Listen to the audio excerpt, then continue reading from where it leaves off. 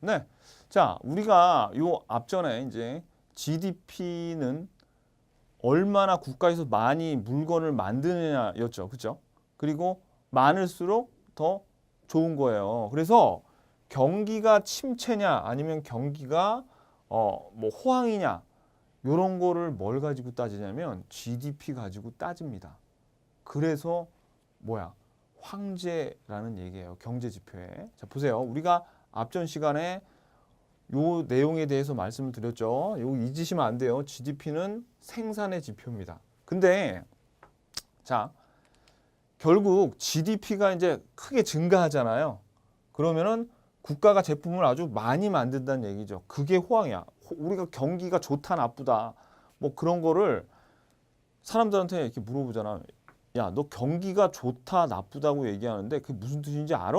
라고 물어보면 경기가 좋다는 거는 돈이 시중에 잘 도는 거 뭐 그런 거 얘기하는 거 아니라 그것도 호황이면 돈이 잘 도는 거는 맞는데 사실 그게 중요한 게 아니라 사실 정확한 경기가 좋다는 의미는 국가가 제품을 많이 만들어서 많이 팔고 사람들이 그걸 많이 소비하는 것. 결국 GDP가 증가했다는 얘기예요. GDP가 많이 큰 폭으로 증가했다는 거. 예컨대 봐봐요.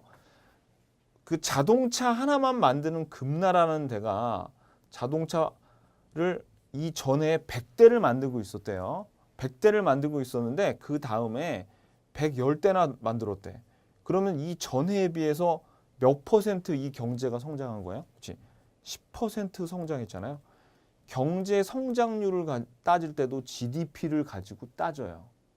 그리고 만약에 102대밖에 안 만들었대요. 다음에. 그러면은 2%밖에 성장 안 한 거죠. 그죠? 그러니까 우리가 지금 이 국가가 얼마나 성장했는지, 안 성장했는지, 그리고 이 국가의 경기가 호황인지 불황인지, 그죠? 경기가 좋다 나쁘다의 판단 기준이 여러 개가 있지만 원래 오리지널 정말 이 경기라던가 경제 성장을 뭐를 가지고 따지는 거예요? 원래 그렇지. 우리 황제 GDP를 가지고 따진단 말이에요.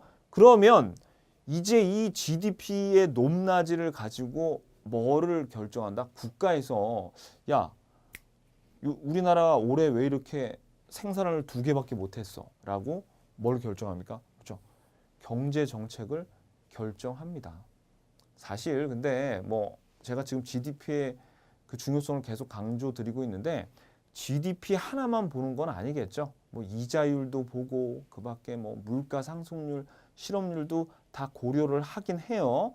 하지만 가장 중요한 요인은 가장 중요한 지표, 경제 정책의 가장 중요한 지표는 GDP입니다.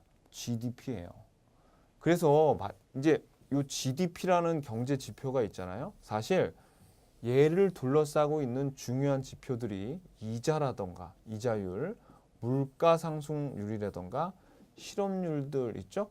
이런 것들이 사실은 이 GDP를 보좌하고 있습니다. 사실 여기서 정말 중요한 건 이 이자율도 굉장히 중요해요.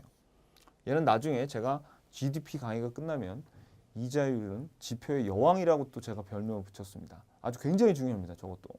자, 그래서 사실 가장 이 왕 중의 왕은 GDP예요. 자, 그러면 보세요. 우리가 요거를 좀 얘기하자고요. 그 GDP가 생산의 지표라 그랬죠? 근데 우리가 GDP를 흔히 국민 소득이라고도 불러요. 왜 그러느냐? 보세요.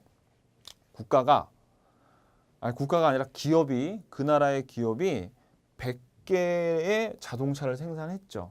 왜 생산했겠어? 팔려고 생산했죠. 그럼 이거를 사주는 사람이 있을 거 아닙니까? 그죠? 요 기업이 생산을 해요. 그러면 시장에서 누가 일반 가게가 요 100개를 다 소비를 하겠죠. 그러면 생산한 돈이 지금 요 소비하려면 사야 되니까 요 돈이 기업으로 갈 거 아닙니까? 그럼 그걸 기업이 혼자 다 먹습니까? 그건 아니겠죠. 어떻게? 이 생산에 참여했던 가게에게 나눠줘야 되죠. 뭘 해야 됩니까? 분배를 해야 됩니다.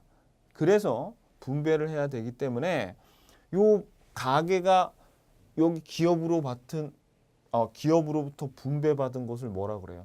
소득이라 그러죠.